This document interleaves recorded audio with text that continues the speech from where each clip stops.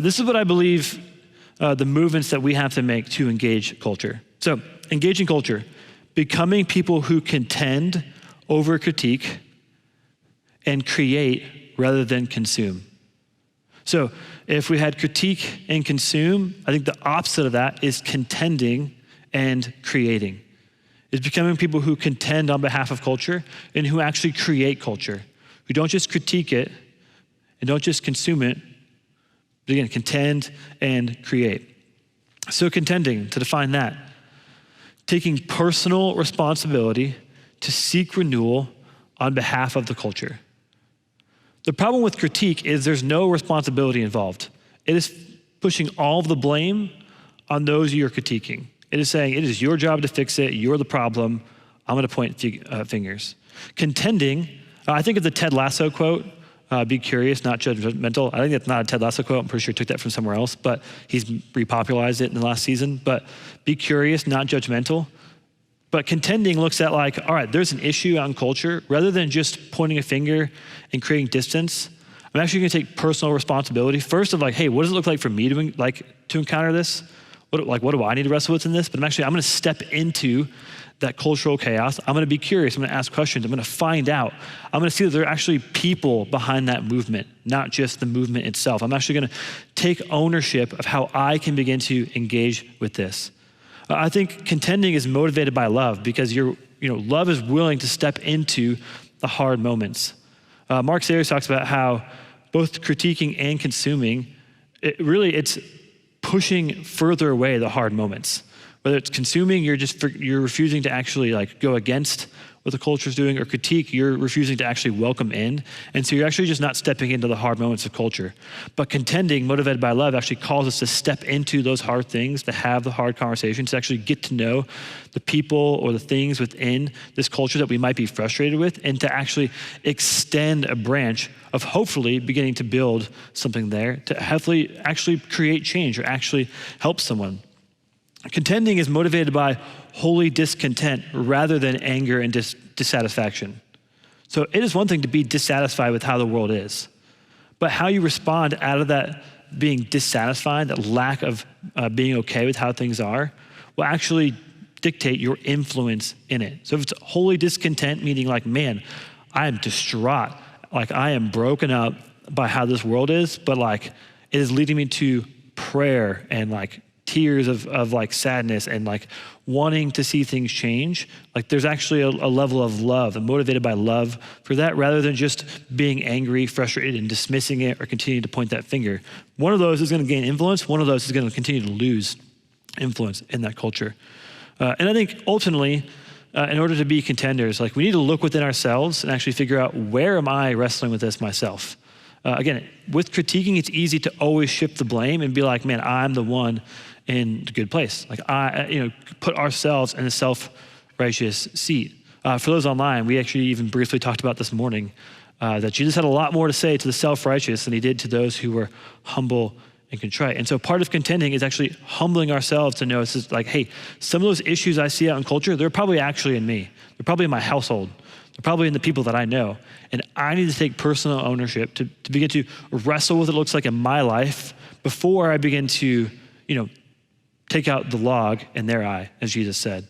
But after taking personal ownership, actually stepping into those moments and trying to embrace what the world is creating, the chaos, actually embracing it, trying to create change, trying to love, trying to actually step into those moments. And the reality is this looks like a bunch of different things, in a bunch of different ways, depending on where you're at, your cultural context, what city you're living in, what's going on in the world. But I think at the very least, we can ask ourselves, like, God, what are you calling me to step into that honestly, if I'm honest with myself, like I want nothing to be a part of it. I think for our church, we stepped into, rather than saying, man, like, how dare people the issue with foster and adoption, the issue that's going on in our culture with that. We stepped in and actually have contended on behalf of those children by setting up programs to help them sustainably through mosaics. Things like that. There are things that we can be a part of to actually help create change in our culture, rather than, again, continuing to just push it at arm's length. That's contending. The other side of that, again, contending versus critiquing, I think we're called to be creators, not just consumers. I think the church actually, above all people, should be the forefront in being creators. And actually, that's the heart of who we are as human beings. We are called to subdue, to multiply, to rule. God gave us some of his creation authority and ability to create culture in this world. And so creating, I think what that looks like is using our gifts and abilities to intentionally cultivate culture. Using our gifts and abilities to create something that might not have been there prior. All of us, some of you are creatives by heart. Some of you play guitar. Some of you write songs. Some of you sing. We kind of have our stereotypes of creatives and being creative and all of that. And for a while, I just kind of reduced myself from this because I'm not creative. If you ask me to design something or write something like for music, I can play a box drum, but that's because I have arms and can kind of keep a beat. I have very little quote unquote, traditional creative skills. But I've actually been kind of encouraged in this and even convicted to realize that every single person has their own way of being creative. For me, it's not what our culture deems as creative as, music or arts or whatever it is. And those are really important. I just was not gifted with those. But I think of the ways I've used my gifts and abilities to create culture, and not to pat my own back, but is here at this church with fitness. For those of you who don't know online, we have group workouts every Tuesdays and Thursdays. And for whatever reason, wired in me, I love athletics, I love sports, I love fitness. God has given me the ability to actually step in to learn and understand it and coach it. I love programming it. And God's opened up the doors for me to use those gifts and abilities I have here to create a culture of fitness and health that wasn't previously there. And so we get together every Tuesday and Thursday and work out, and we have fun. Some of you might put fun in quotations, but we work out, we sweat, we actually make ourselves better. And that's a culture that was created that wasn't previously there by using gifts and abilities that God had given me and that he had allowed me to experience. And so for all of us, we have ways of being creative in this world. And some of us, it might even be through our work. And I think creating culture has a lot to do with how we see the work that we're doing. Even if it's a boring 9-to-5 or a minimum wage job, or what you would say as this is just a stopgap to get me to my career, whatever work we are doing, we have the ability to create culture within that is unique and different because we are followers of Jesus. So how we do our work, we're gonna talk about this more in later sessions, but how we do our work is important for how we create the culture around us and actually begin to shift and change it.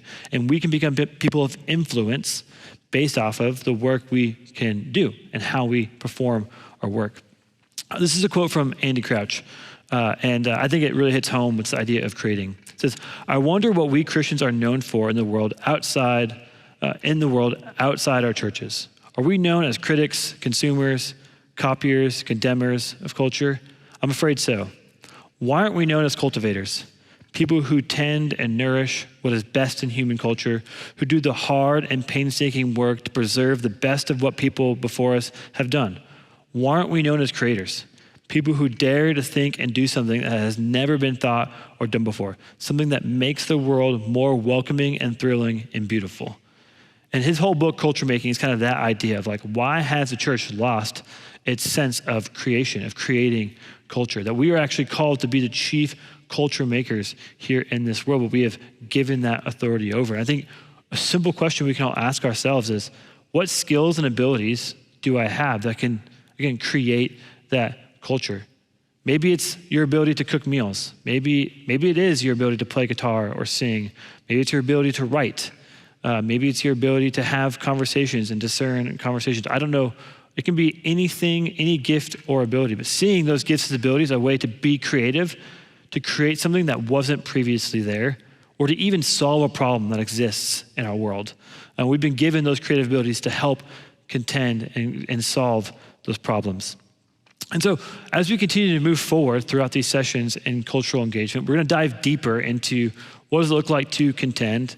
We're gonna work through what does it look like to create. We're gonna actually work through a worldview, ethics. We're gonna discuss a number of these different things and even practical ways we can walk through these. But at the start, I think the questions we need to wrestle with are, how have I fallen into critiquing this world? Am I in a state of critiquing? Am I in a state of anger? Do I scroll Twitter and see all the angry, comments and subtweets and all that? And do I participate in that? How have I fallen into consuming? And honestly, that's been my struggle this summer, is consuming, is just allowing myself to consume the things that, the cultural products that pop up, and not being intentional, not being very thoughtful in how I interact with it, and just letting it kind of fall into my life. And so how have you struggled with consuming? What does that look like for you? What things do you struggle to consume? And then after those, begin to wrestle with the opposite. I'm just like, man, how can I take one small step towards beginning to be someone who's a cultural contender? And maybe it's as simple as just beginning to pray for that person that frustrates you, that believes something different than you, or maybe it's actually reaching out to that family member who no one likes because they're, supercharged with their opinions, whatever it might be, beginning to make that decision, joining an organization. But what's that first step that you can make towards becoming a contender? And then also with creating.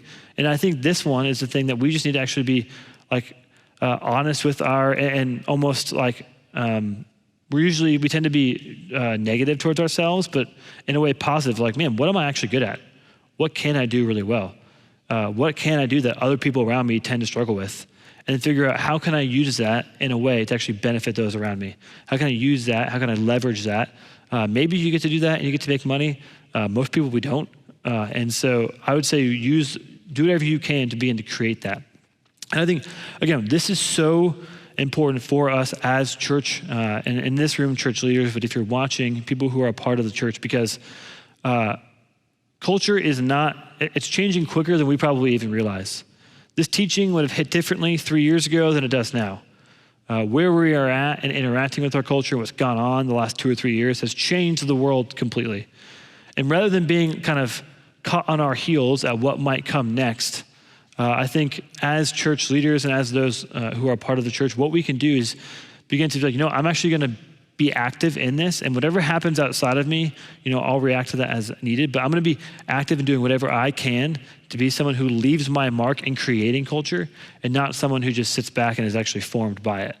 And we can take that step, and we can be people who lead others into that and actually make our city, our state, our world an even better place. As Andy Crouch said it, actually make our world more welcoming, thrilling, and beautiful. Make our communities more welcoming, beautiful, and thrilling. And that's what we get to do as the church. That's what we get to do as followers of Jesus, is we're not just here to hold on until we get to heaven, but we are here to bring the kingdom of heaven here on earth. And we do that through engaging culture. We do that through contending and creating.